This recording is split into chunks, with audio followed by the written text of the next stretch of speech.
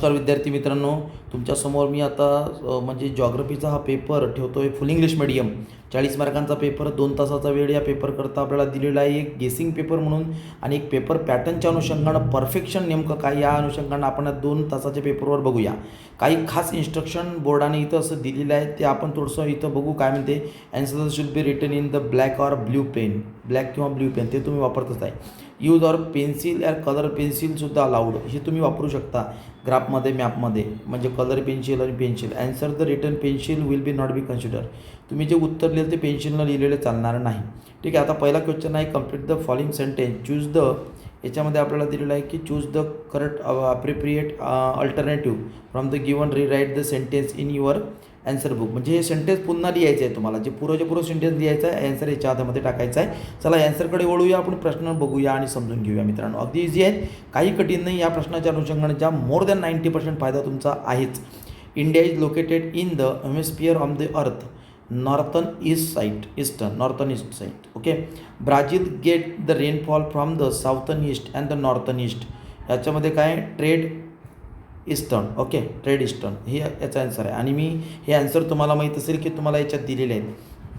तर जे MCQचं खास एक मी व्हिडिओ बनवला त्याच्यामध्ये दिलं आहे. The economy of the India and Brazil. India and ब्राझीलची जी इकॉनॉमी आहे ती डेव्हलपिंग इकॉनॉमी आहे. ओके.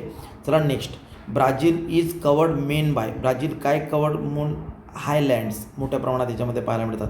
चला आपल्याला मॅच द फॉलोइंग इथं दिलेलं आहे. फील्ड व्हिजिट याच्यात आता काय इम्पॉर्टंट आहे बघा, सॅम्पल क्वेश्चन आहे, हा एक महत्त्वाचा पार्ट आहे. त्यानंतर Pico da Neblina highest peak in Brazil. Pico da Neblina highest peak in Brazil आहे.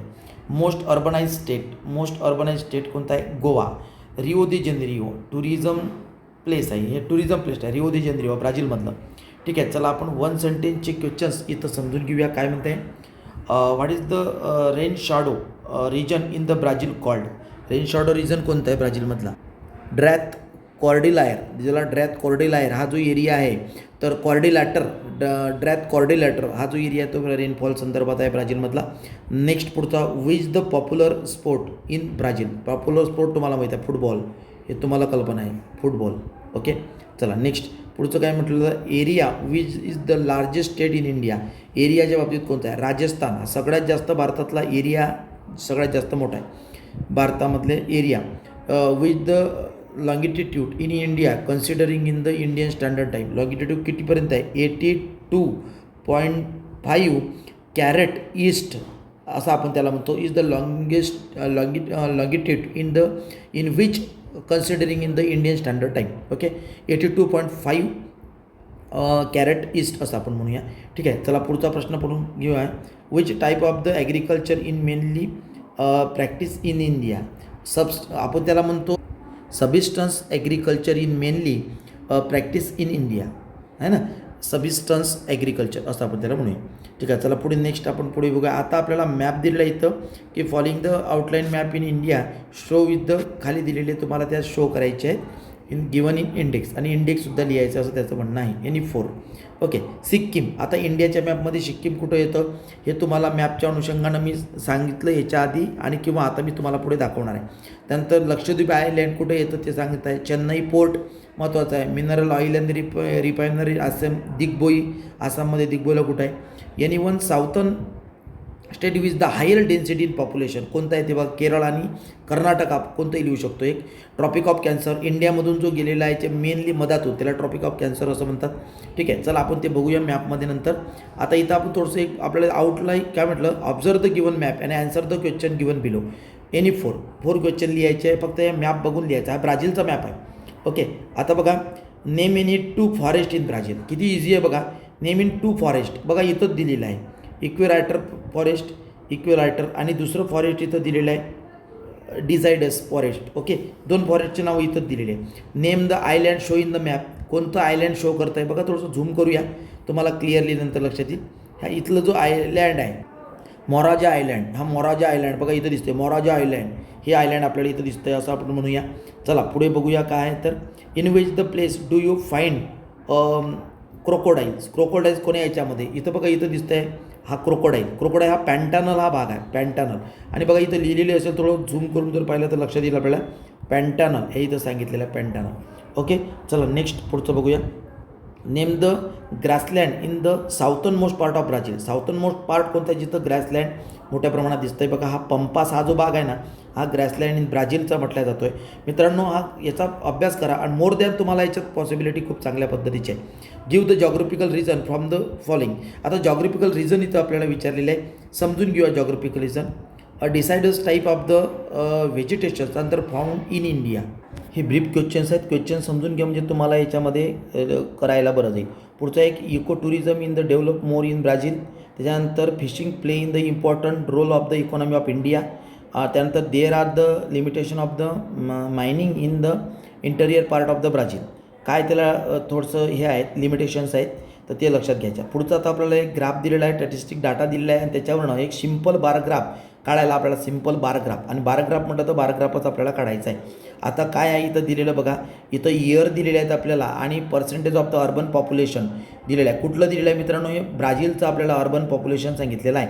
त्याच्या अनुषंगाने आपल्याला समजून घ्यायचं आहे. ठीक आहे. आता हे ग्राफ काढताना नेमकं कसं काढावं मी तुम्हाला करून दिलेलं आहे. आपण खालच्या प्रश्नांची उत्तरं बघूया. What does the above line graph show. Line graph काय आपल्याला शो करतो हे त्यांनी सांगितलेलं आहे. बस इथंच उत्तर आहे. Urban population in Brazil. बस in which decade urbanisation occurred the slowly. कोणत्या वर्षी डिकेडमध्ये हे अर्बनायझेशन इथं म्हटलं which decade the urbanisation occurred the शोली.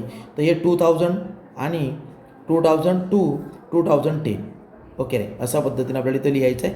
चला नेक्स्ट पुढचं बरोबर. What was the percentage of the increase in the urbanisation during the period from the 1980 and 1990. म्हणजे किती पर्सेंटेजमध्ये येतं? 80.6%. 80.6%मध्ये येतं. कसं आपण बघा 1980 to 19. आता 1980मध्ये किती आहे मित्रांनो? 66 आहे आणि 99मध्ये किती आहे? 74.6. 74.6 मायनस 66 जर आपण केलं तर आपल्याला मिळेल ते ॲन्सर येईल 8.6%. एवढं आपल्याला तिथं दिसून येतं आहे. ठीक आहे.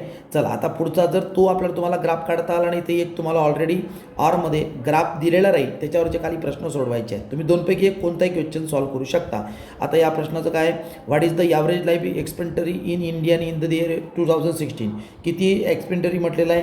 तर याच्यामध्ये आपल्याला म्हटलेलं आहे 68 इयर सांगितलेलं आहे त्यावर्षी. चला पुढचं. In the year 1990 how much was the increasing the life expectancy in Brazil as the compare to India. Compare to India किती आपण याच्यामध्ये म्हणू? 7 इयर्स. किती डिफरन्स आहे? 7 इयरचा डिफरन्स आहे. पुढचं. How much was the average life expectancy in 1980 in India during which year to find the same in Brazil. आता 3 याच्यामध्ये आपलं 54 years average life expectancy in the 1980 in the India. म्हणजे 1980मध्ये म्हणजे साधारणतः expectancy life in 54 years. Okay. चला आपण आता तिसऱ्या याच्या पुढच्या जो which country show in increasing the life expectancy during the period from the 2010 आणि 2016. किती याच्यामध्ये? 2010 2016 याच्यामध्ये जर आपण विचार केला मित्रांनो तर आपल्याला Brazil the show and increasing the life expectancy during that time. त्याच्यामध्ये ब्राझीलचं येईल मोर दॅन पद्धतीनं. In which the country do you find तर काय म्हणते हाय लाईफ एक्सपेंडरी. कोणची कंट्री हे करते show? Brazil has the higher. आपण मग लक्षातच आलं की सगळ्यात जास्त जर इथं बघितलं आपण बघा इंडियाचं 68 आहे आणि ब्राझीलचं 75 आहे. म्हणजे सगळ्यात जास्त जर लाईफ एक्सपेंडरी असेल तर ते ब्राझीलचंच आहे ते आपल्याला लक्षात येईल. How much is the average expectancy in the 1980 in India during which year do you find the same in Brazil. ब्राझीलमध्ये 13 इयर्स. याचं असेल 13 इयर्स त्याच टाईमला. ठीक आहे. चला मित्रांनो या पद्धतीनं तुम्ही लक्षात घेतलं असेल. हाऊ मच नाही तो आधीच घेतला होता आपण सॉरी हा प्रश्न आपण ऑलरेडी आधी घेतलेला आहे. या प्रश्नासंदर्भातलं उत्तर हे नाही आहे. इथं बाय हाऊ या प्रश्नाचं उत्तर मी इथं सांगितलेलं 6व्या प्रश्नाचं उत्तर आहे ते जे म्हटलं मी इथं काय म्हटलं by how much was India life expectancy lesser than Brazil in the year 1960. किती याचं डिफरन्स पडतं? तो 13 इयरचं डिफरन्स त्याच्यामध्ये आपल्याला पाहायला मिळतं. काही हरकत नाही आहे. चला शेवटचा आपल्याला एनी 2 सोडवायचे आहे. त्याच्यामध्ये प्रश्न काय येतील थोडंसं बघून घेऊ आणि त्या पद्धतीने थोडा प्रॅक्टिस करता येईल. If you were part of the field visit which the preparation will you make आणि prepare question for the field visit to the फॉरेस्टला तुम्हाला फील्ड विजिटला जायचं आहे तर तुम्ही प्रिपरेशन काय कराल पहिले फील्ड विजिटचे आणि काय क्वेश्चन तयार कराल. पुढे आता शेती संदर्भातसुद्धा येतं. म्हणजे तुम्ही जर जे फार्मिंग आहे फार्मिंग संदर्भातलं सुद्धा फील्ड विजिट असते किंवा एखाद्या कंपनीला तुम्ही भेट देताय त्याचीसुद्धा. Compare the climate of Brazil and India, climate compare करायचं आहे की बा ब्राझीलपासून काय क्लायमेट आहे, कसं आहे, कोणत्या एरियात कसं राहतं, तर ब्राझीलमधलं कसं क्लायमेट आहे त्याची माहिती. आणि शेवटचा आहे explain the characteristics of the northern Indian plain. Northern Indian प्लेटची कॅरेक्टरिस्टिक्स आपल्याला समजून घ्यायचे. मित्रांनो, या पद्धतीने या थोडासा जर याचा विचार केला तुम्हाला बऱ्याच काही गोष्टी लक्षात येतील आणि तुम्हाला बोर्ड एक्झामला सहजरित्या जाताना काही प्रॉब्लेम जाणार नाही. चला, बेस्ट ऑफ एफर्ट्स तुम्हाला पेपर करता. थँक्यू.